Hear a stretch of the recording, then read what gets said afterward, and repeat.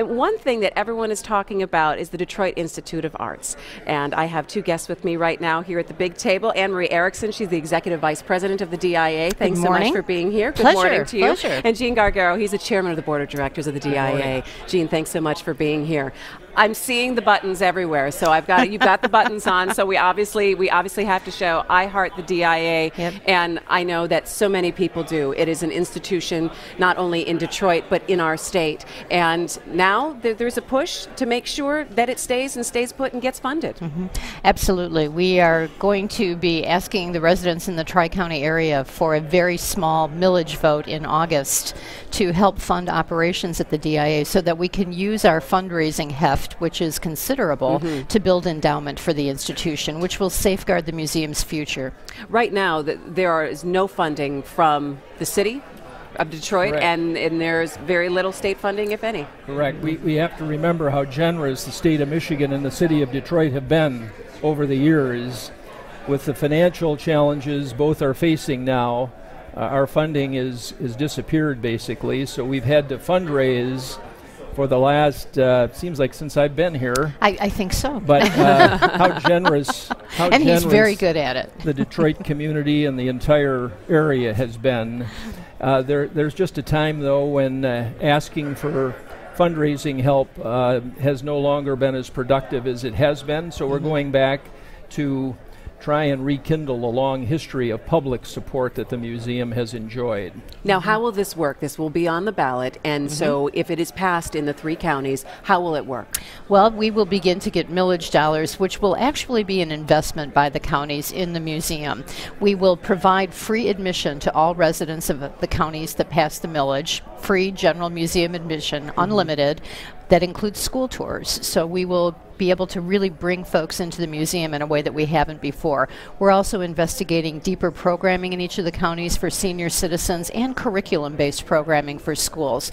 So we really look at this as not just a millage opportunity for the museum, but as a partnership with those counties to deepen our relationship. On one hand, Gene, this would seem like a no-brainer for people to be able to contribute and to keep the DIA going strong. What are some of your critics saying about this? Well, these are difficult times in our state and in our communities. It's hard, as Annemarie points out, to debate this on the basis of economics. There are some who talk about not believing in government support of the arts. Others who feel we ought to fundraise further or raise our admission prices. When you get right down to it, though, the investment that we're making, all of us today, tremendous return we're already receiving, and I can only tell you for the few dollars we're asking, the leverage on that investment as a legacy for our children and the future generations should be a very compelling sales point. Absolutely, and I think a lot of people have heard so much more about the DIA. It's been front and center in the last couple of months. And also, as I'm walking along Mackinac Island, I'm seeing these beautiful paintings. Talk to me about the Inside Out project. Well, we launched the Inside Out project to celebrate our 125th anniversary a couple of years ago. And what we did was take high-quality reproductions of works of art, and we placed them throughout the Tri-County area, Quad Counties actually, the first year. The second year, we received such an enthusiastic response that we decided we would do it again, but this time we grouped them into small installations in different communities. And that's kind of what you're seeing on Mackinac Island. So you can do a walking tour or a biking tour and look at all the paintings that you see. And we do 2 installations a year, spring and summer, and right now we're in our spring installation, and our summer installation starts in July. So we take this to communities, and communities absolutely embrace it. They love having the paintings in their towns. They do walking tours, they do bike tours, they do flashlight tours, moonlight flashlight tours of the art. It's really fun how creative people are around the Inside Out project. And Gene, I think it's neat because sometimes if families can't afford to go to the DIA, and you all of a sudden have art right there in your community, and you can start to expose children that maybe have never had the opportunity. Well, the stories, we could take a lot more time than we have available to us this morning, but one I will never forget. We received a check for $100 from a lady who wrote in a note that she rides her bike every morning to the painting in her community. She said, "We've never given to the museum, but here's $100. I hope you use it well." Mm-hmm. So it's a great story.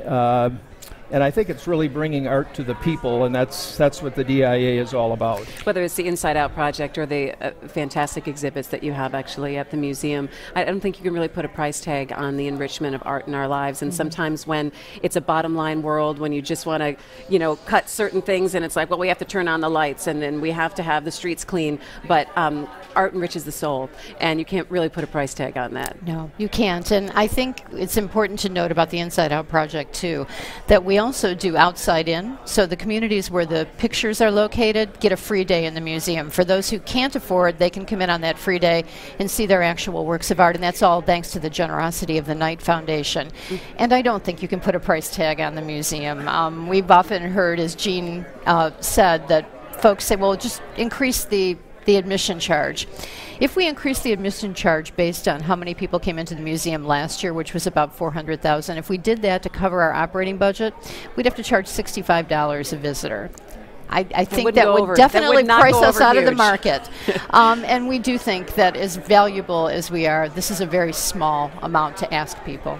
Gene, any last words that you'd like to say to our viewers? I could comment on a number of topics, but one that really impressed me yesterday with the entrepreneurship panel that they had here, talking about the importance of culture and the business community. The business community is very concerned about the cultural amenities in our area for the attraction and retention of new business.